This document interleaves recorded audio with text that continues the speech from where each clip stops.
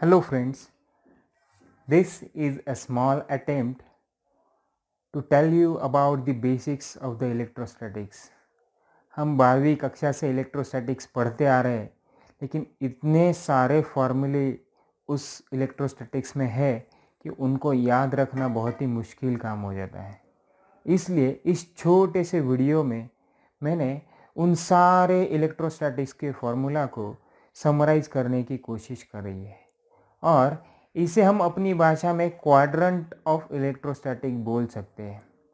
आप देखेंगे तो आपके सामने जो स्क्रीन है या ब्लैक बोर्ड है उसके ऊपर सारे फॉर्मूला की एक समरी बनाई है और पूरा जो बोर्ड है वो 4 क्वाड्रेंट्स में डिवाइडेड है। आप इजीली देख सकते हो, इसलिए हम इसे बोलेंगे क्वाड्रेंट ऑफ इलेक्ट्रोस्टैटिक्स।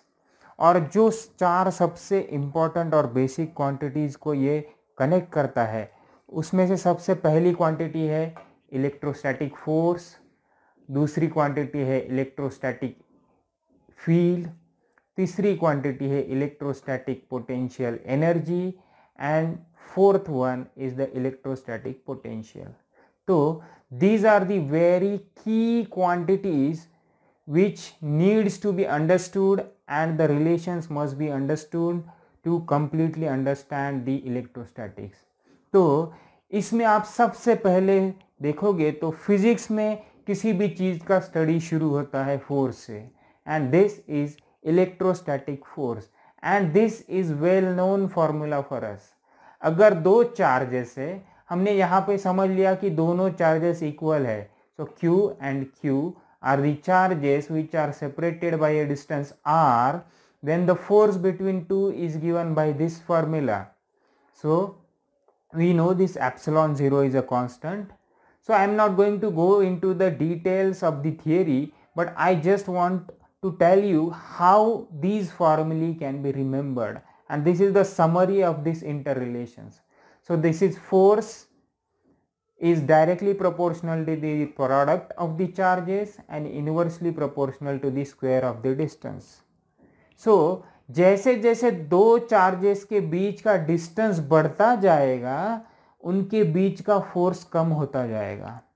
अगर वो दोनों चार्जेस एक दूसरे के पास में आएंगे तो उनके बीच का फोर्स, चाहे वो अट्रैक्टिव हो चाहे वो रिपल्सिव हो, वो बढ़ता जाएगा। तो R कम होता जाएगा, फोर्स बढ़ता जाएगा, R बढ़ता जाएगा तो फोर्स कम होता जाएगा।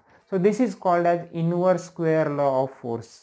ओके, तो इससे सिंपली हम इसके यूनिट बोल सकते हैं। फोर्स का नेचुरल यूनिट हमें पता है न्यूटन, और इस फॉर्मूला के ऊपर से अगर ये कांस्टेंट है तो ये आ गया कूलम और ये कूलम, सो ये आ गया coulomb square and divided by meter square. So this is all about the electrostatic force. तो electrostatic field and electrostatic force का इंटर रिलेशन क्या है? So the electrostatic field is the electrostatic force per unit charge। मतलब अगर इस पूरी formula को हम Q से डिवाइड करते हैं तो एक Q कट जाएगा और ऊपर बचेगा single Q। So this becomes very easy to remember the formula of electrostatic field. So it will become a constant multiplied by Q upon R square. So the units can be given from this relation. We can find it out. Electrostatic is Newton per coulomb. So it is Newton per coulomb. And second, from this formula we can write coulomb per meter square. Remember that for simplicity I have used only the scalar quantities. We can move towards the third quadrant, which is electrostatic potential energy. Here the simple relation we know, W is equal to Fs, that is work done is equal to force into displacement. Same thing can be applied here. Electrostatic energy is electrostatic force into the distance. So this cancels 1 R in the denominator. अगर इसे हमने R से multiply किया तो एक R cancel हो जाएगा और डिनोमिनेटर में सिंगल R बचेगा। So this formula is very trivial अगर हम ये ध्यान में रखते हैं। So what this quadrant will do, it will remove all the confusion between the 4 quantities. So अगर इस रिलेशन से हमने इसका यूनिट ढूंढना तो it will be newton into metre, so it is newton into metre.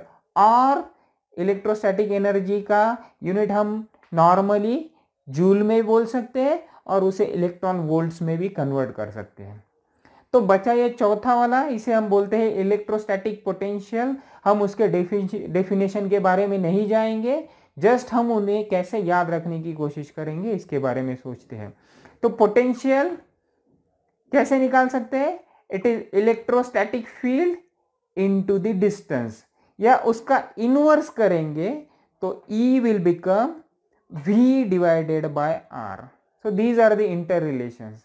और सबसे इजी ध्यान में रखने वाला रिलेशन यह है, इलेक्ट्रोस्टैटिक पोटेंशियल होता है electrostatic energy per unit charge. मतलब जो भी इलेक्ट्रोस्टैटिक एनर्जी का फॉर्मूला है उसे अगर हम Q से डिवाइड करते हैं तो हमें मिलेगा इलेक्ट्रोस्टैटिक पोटेंशियल का फॉर्मूला। और इसके यूनिट्स तो ऑलरेडी नोन है। अगर इस रिलेशन से हम फाइंड आउट करेंगे it will be joule per coulomb, so this is joule per coulomb. अगर इस रिलेशन से हम फाइंड आउट करेंगे कूलम पर मीटर। अगर नॉर्मल यूनिट हमें ऑलरेडी पता है पोटेंशियल डिफरेंस के बारे में, it is electrostatic potential. Okay, so जब कभी भी हम इलेक्ट्रोडायनेमिक्स का स्टडी करने के लिए जाते हैं, so it is basic that we should know the basic electrostatic quantities. और जब भी हायर इलेक्ट्रोडायनेमिक्स हम सीखने की कोशिश करते हैं तो हम सारी बेसिक फॉर्मूला को याद रखने की ज़रूरत होती है। सो मेरा आपसे यही रिक्वेस्ट है, मुझे पता है it is only formula, not nothing in depth, nothing is given in depth. So what you should do, you should try to draw this quadrant as much times as possible, and when you try to remember these interrelations, it will be very easy for you in the future when you try to attempt or try to understand the higher electrodynamic theory. So I hope you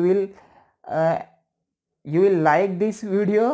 This is a very small attempt. I know the display is very crude, but I tried to make it as simpler as possible. So thank you student. I am waiting for your comments. Thank you.